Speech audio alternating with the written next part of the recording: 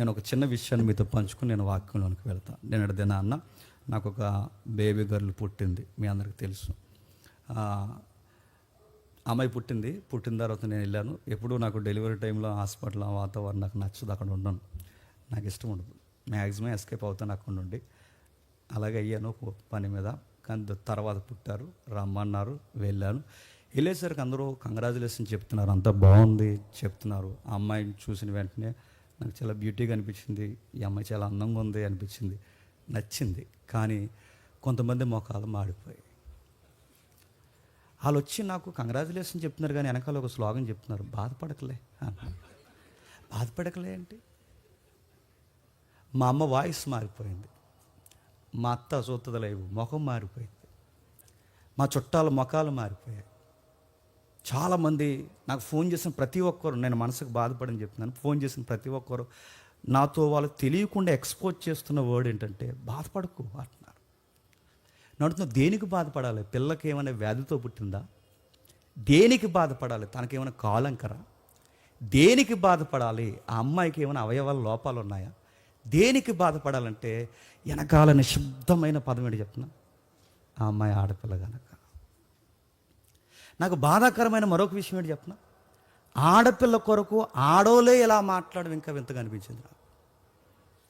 పోనీ gender feeling ఉండి మగాళ్ళు లేదో అన్నారు అనుకుంటే, ఆడవారు పుట్టకూడదని కోరుకుంటే, నేను అడుగుతున్న సమాజం ఈ అప్డేట్ యుగంలో ఎంత వెనక్కుందో ఒకసారి మీరు చూడండి.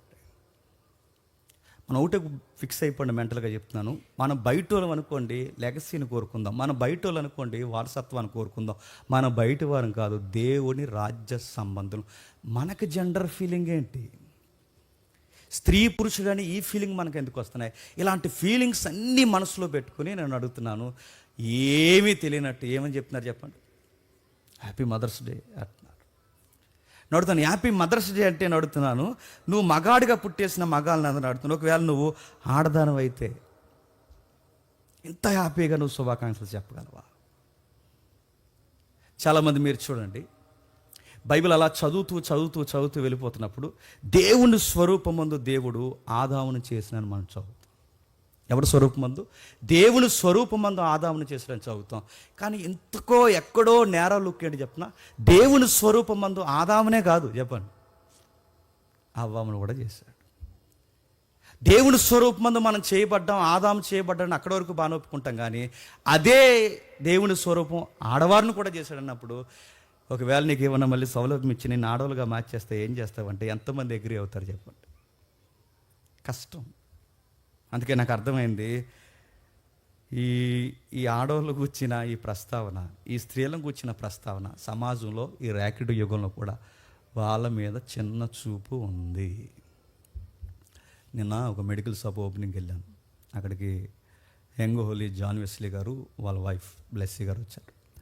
వాళ్ళు ఇరువురు వచ్చినప్పుడు బ్రదరు ఏదైనా వర్క్ చూసుకొచ్చారు, ఏదో డిస్కషన్ జరిగినప్పుడు, జస్ట్ ఇప్పుడే హాస్పిటల్ నుండి వచ్చానమ్మా, నాకు 2వసారి పాప పుట్టింది అనగానే ఆవిడ వెరీ గుడ్ బ్రదర్ కంగ్రాచులేషన్స్ అన్నారు. అప్పుడు నేను అన్నాను థ్యాంక్ యూ సిస్టర్, అయితే ఒక మాట, నేను కూడా బ్రదర్ టీంలోకి జాయిన్ అయిపోయాను అన్నాను. ఎందుకంటే వాళ్ళకి ముగ్గురు ఆడాలి కదా, నేను కూడా బ్రదర్ టీంలో జాయిన్ అయిపోతానంటే అప్పుడు ఆ బ్రదర్ గారు ఏమన్నారంటే, అలా ఎలా కుదురుద్ది, ఇంకొకరు ఉన్నారు అన్నాడు. కానీ నవ్వుతూ వెనకాల ఒక మాట అన్నారు, బ్రదర్ ఒక విషయం చెప్తున్నాడు, నెక్స్ట్ జనరేషన్ ఏదన్నా ఉంది అంటే అది స్త్రీలదే అని. స్త్రీలు పుట్టారని అలాగే పొగేయట్లేదు, కానీ మొత్తం మీద చెప్తున్నాను జరిగిన సందర్భాలు. ఏది ఏమైనా నాకు ఏ బిడ్డ పుట్టినా నాకు ఆనందమే. మళ్ళీ చెప్తున్నాను, ఏ బిడ్డ పుట్టినా తాతయ్య అందరిలో ఫీలింగ్ ఏంటంటే ఆ జేమ్స్ అనేవాడు ఇంకొకడు ఉంటే బాగుంటుంది అని. అది గాడ్స్ గ్రే, అది ఎప్పుడు జరుగుతుందో తెలియదు, ఎలా జరుగుతుందో తెలియదు. ఏదేమైనా కానీ ప్రేయర్ చేయండి. జరిగిన విషయం కోసం, నా బిడ్డ కోసం మాత్రం మీరు ఎప్పుడు మళ్ళీ చెప్తున్నాను, నా ముందు అయ్యో అని అనకండి. నాకు ఆ పాప నాలుగు చూసినప్పుడు అండి, వీళ్ళందరూ నాకు జాలి చూపిస్తున్నారు కదా, ఆ అమ్మాయి ఉయ్యాల్లో ఉంది కాబట్టి సరిపోయిందండి. ఆ అమ్మాయికి పెద్ద పిల్ల అయిపోయింది అనుకోండి, ఈ మాటలన్నీ ఆ పిల్లకి వినబడితే ఏమనిపిస్తుందండి? ఇప్పుడు ఆ పాప ఉయ్యాల్లో ఉంది, నన్ను ఇంతమంది సొసైటీలో ఇష్టపడలేదా నేను పుట్టినందుకు అనుకుంటే ఆ చిన్న హృదయం ఏమనుకుంటే చెప్పండి. ఒకవేళ అలా అనుకుంటే ఆ బేబీకి ఇలా చెప్తాను, నువ్వు ఎవరికి నచ్చుతావు లేదో నాకు తెలియదు, కానీ చెప్పండి నాకు నచ్చుతావు డాడీ అని ఖచ్చితంగా నేను చెప్తాను. కాబట్టి దయచేసి ఆడపిల్లల్ని తక్కువ చూడొద్దు. అందుకే వాళ్ళిద్దరిని జడ్జిలో చేసేద్దాం అనుకుంటున్నాను. ఇలాంటి సంగతి